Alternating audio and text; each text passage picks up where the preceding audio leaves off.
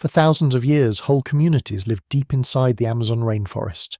They built villages, planted crops, and raised children under the tall trees. Then, in only a few generations, many of those people disappeared. Their homes turned back into jungle. Their paths vanished under roots and leaves. Today, most visitors see only endless green, and they never realize that a lost human world still sleeps beneath it. Leave a like, share this story with someone who loves nature, and tell me in the comments if you have ever seen a rainforest, even in a photo or film. In many homes, there is at least one small plant near a window. It sits in a pot. Its leaves reach slowly toward the light. Some people water it every morning. Some forget, and the plant grows weak and pale. Still, the idea of green life inside a home feels comforting, a small sign that the world is alive. Now think of a forest so large that it looks like an endless green ocean. Not a small plant in a pot, but millions of trees. Not one bird, but thousands of species. Species means different kinds of living things. Each one has its own shape, colour and sound. This is the Amazon rainforest. It spreads across several countries in South America. Brazil holds the largest part. The forest covers a huge area. So large that you could travel for days and still see only trees and rivers. Many people today know the Amazon as the lungs of the earth. Lungs are the organs in your chest that help you breathe. The forest produces oxygen and holds great amounts of water. It helps control the weather of the whole planet. But this is only one part of the story. For a long time, many people believed the Amazon was always empty. They imagined it as a wild place full of animals, but almost no humans. A green desert, they said, a place too hard for real cities or large cultures. But the truth is very different. Long before European ships crossed the Atlantic Ocean, millions of people lived in the Amazon. They built villages along rivers. They planted crops. They fished. They told stories around fires at night. The forest was not a prison for them. It was home. This is not just a story about a forest.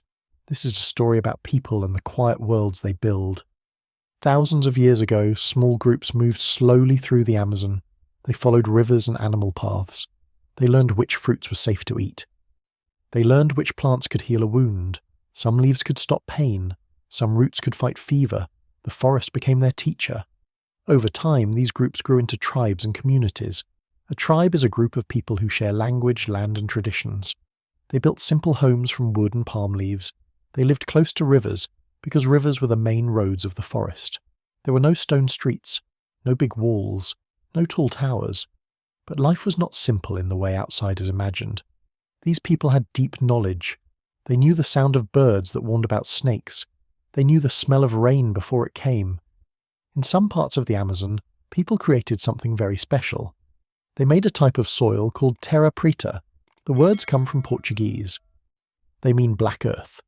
This soil was rich and dark.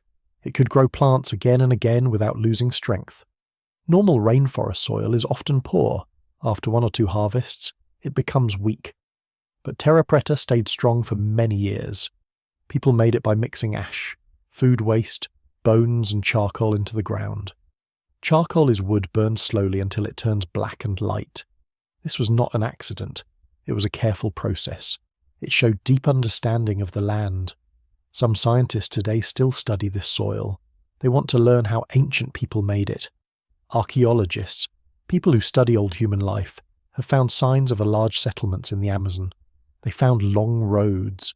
They found earth mounds shaped like circles and squares. Some of these places may have held thousands of people. Imagine a river many centuries ago. Canoes move slowly across the water. Children laugh as they jump from the shore. Women wash fruit in the river. Men repair fishing nets. Smoke rises from cooking fires. The forest is not silent. It is full of voices. Some tribes believed the forest had a spirit. Not one spirit, but many. Each river, tree, and animal carried its own life force. Life force means the energy that keeps something alive. People spoke to the forest as if it were a friend. In one old story, the first humans were once animals. They lived in the forest as jaguars, birds, or monkeys. One day, a great spirit gave them the gift of human shape. But the spirit warned them, "Never forget you were once part of the forest. If you forget, the forest will grow quiet. These stories were not just entertainment, they were lessons. They taught respect. They reminded people to take only what they needed. For many generations, life moved slowly and gently in the Amazon. Villages rose and fell. New tribes formed. Old ones disappeared. But the balance between people and forest remained. Then, in the 1500s, strange boats appeared on the great rivers. They carried men with pale faces and heavy clothes. They spoke unknown languages. They carried metal tools and loud weapons. These were the first European explorers. One of them was a Spanish man named Francisco de Orellana. In 1542, he travelled down the Amazon River. His journey was long and dangerous. His men felt hungry and tired. They moved through endless green walls of trees. Orellana later told stories of large villages along the river. He said he saw many people. He described strong women warriors. These stories reminded Europeans of the Amazons from Greek myths, so they named the river Amazon. But when other Europeans came later, they found fewer people. Many villages were empty. The forest seemed silent. They thought Orellana had lied. He had not lied. Something terrible had happened. European explorers brought diseases with them. Smallpox, flu, and measles spread through the forest. The native people had never met these illnesses before. Their bodies had no defense. Whole villages fell sick. Many people died in a short time. Some communities lost half their people. Some lost even more. Parents buried children. Elders died without passing on their stories. This was a quiet disaster. There were no big battles, no famous heroes, just sickness, grief, and silence. And I think this is one of the saddest parts of human history. Sometimes the greatest changes do not come from swords or guns. They come from tiny things we cannot even see. As the native population fell, the forest slowly covered the old villages. Paths disappeared. Fields turned back into jungle. New trees grew where houses once stood. When later explorers arrived, they saw only endless green. They believed the Amazon had always been empty. They did not see the lost towns under the trees. But the story of the forest did not end there. A new chapter was coming, and it would bring a different kind of danger. In the centuries that followed, the forest changed in quiet but deep ways. After the first waves of disease, many tribes moved deeper into the jungle. They left the wide rivers and chose smaller streams. They wanted distance. They wanted safety. They hoped the strange sickness would not follow them there. Some communities survived. They rebuilt their homes. They planted new gardens. Children were born again. Life returned, slowly, like grass after a fire. But the old large river towns never fully came back. The memory of them lived only in stories. European settlers stayed near the edges of the forest at first. They built small towns along the big rivers. They traded goods like wood, spices, and animal skins. Some missionaries came as well. Missionaries were people who travelled to spread their religion. They built churches and tried to teach local tribes a new way of life. Some tribes accepted them. Others walked away into deeper parts of the forest. The Amazon was wide and thick. It allowed people to hide if they wished. Many did. In the 1800s, a new chapter began. It was the age of rubber. Rubber is a soft material that comes from the sap of certain trees. Sap is the liquid that flows inside a plant like blood in the body. When the sap dries, it becomes strong and flexible. People used it to make shoes, waterproof coats, and later, tires for bicycles and cars. The world wanted rubber, and much of that rubber came from the Amazon. Rubber trees grew deep inside the forest. Men called rubber tappers travelled from tree to tree. They cut the bark carefully. A white liquid flowed out. They collected it in small cups. Later they boiled it over fire. It turned into thick, dark rubber. At first it sounded like good work, but for many people it became a life of pain. Rich traders forced native people to collect rubber. Some used threats. Some used violence. People had to work long hours in the deep forest. They carried heavy loads. Food was often scarce. In some places, whole tribes were forced into rubber camps. Families were separated. Villages were destroyed. If someone did not meet the rubber quota means the amount they were told to collect, they were punished. There are old reports from this time. They speak of cruel treatment, beatings, chains, even killings. It is hard to read these stories. The forest, once a place of quiet balance, became a place of fear for many people. Dear listener, think about a pair of old rubber boots or the tires of a bicycle. For many years, these simple objects carried hidden stories. Stories of tired workers walking through wet jungle paths. Stories of tribes that lost their land. Yet, even in this dark time, small acts of kindness still lived. Some rubber tappers formed friendships with native families. They shared food. They learned local languages. They listened to old stories about forest spirits and animal gods. And I think this is something gentle about people. Even in hard systems, small human connections still appear. A shared meal, a kind word, a simple act of respect. By the early 1900s, the rubber boom began to fade. Rubber trees were planted in Asia. These new plantations produced rubber more easily. The great Amazon rubber trade slowly collapsed. Many rubber towns became quiet and poor. The forest in some places began to heal. Old rubber trails disappeared under new plants. Abandoned camps turned into small clearings full of birds and insects.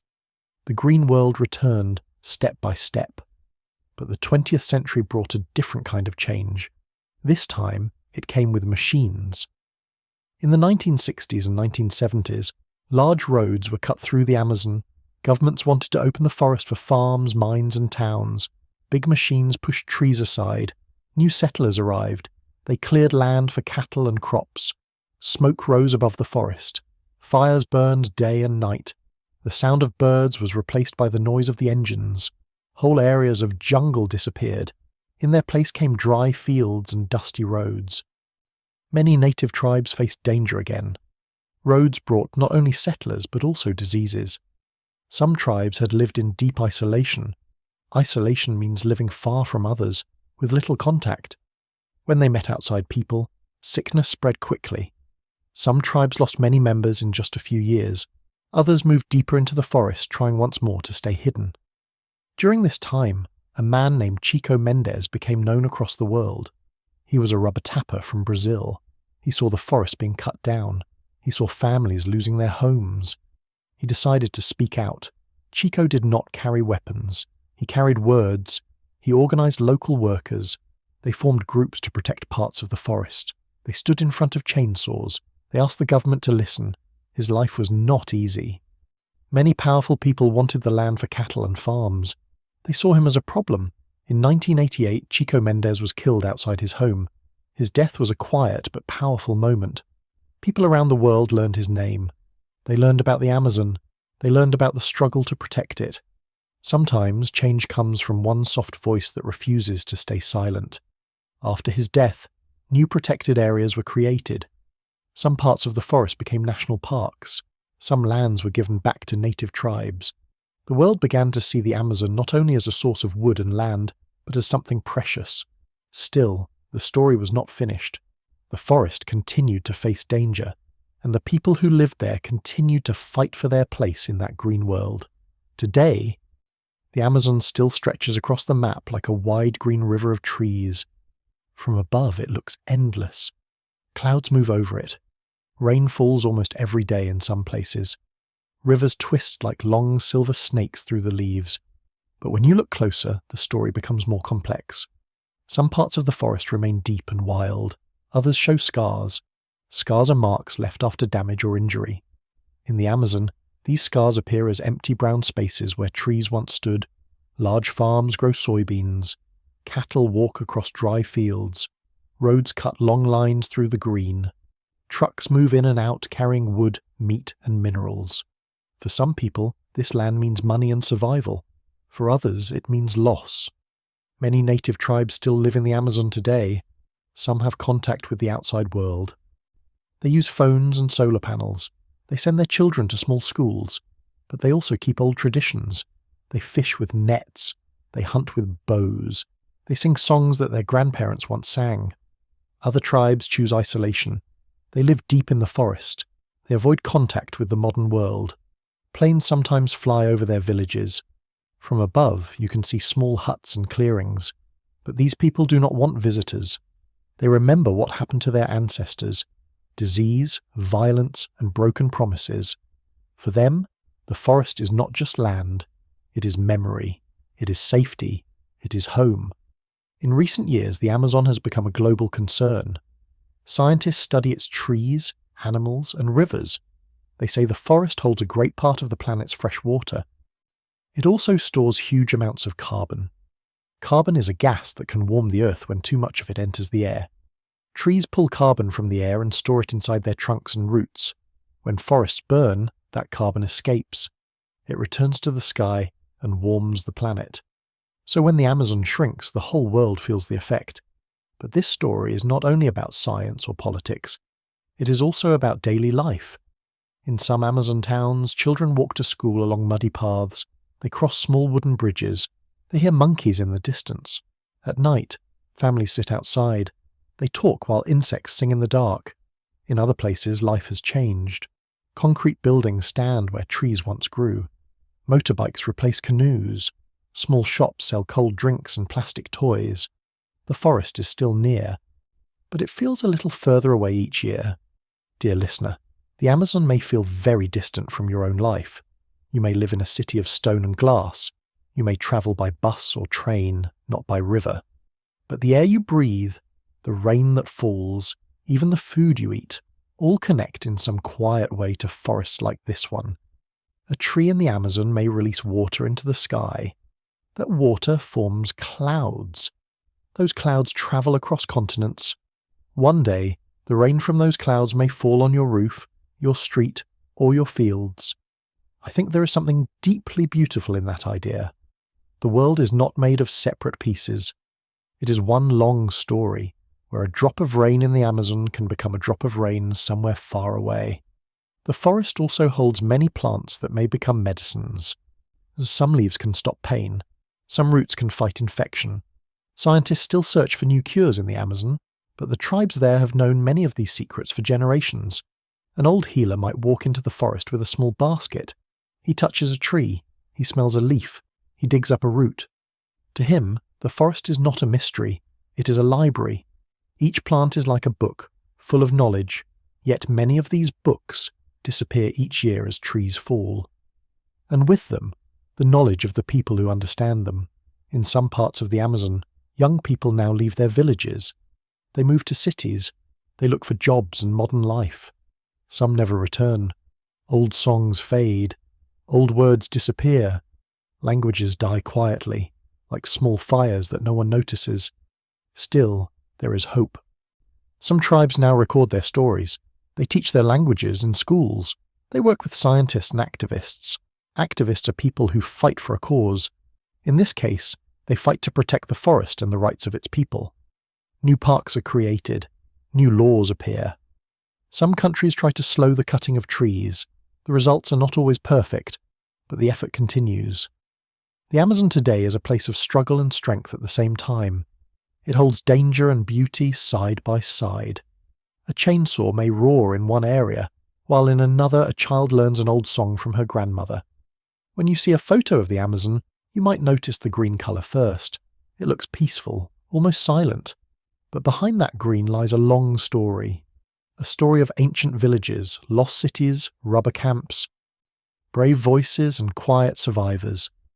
Next time you hold a wooden object or sit near a plant or watch rain fall outside your window, you may think of that distant forest. You may remember the people who lived there long before the modern world arrived. You may remember the tribes who still walk under those tall trees, and for a moment the Amazon will not feel like a faraway place on a map. It will feel like a quiet part of the same world you live in, breathing slowly just beyond your sight.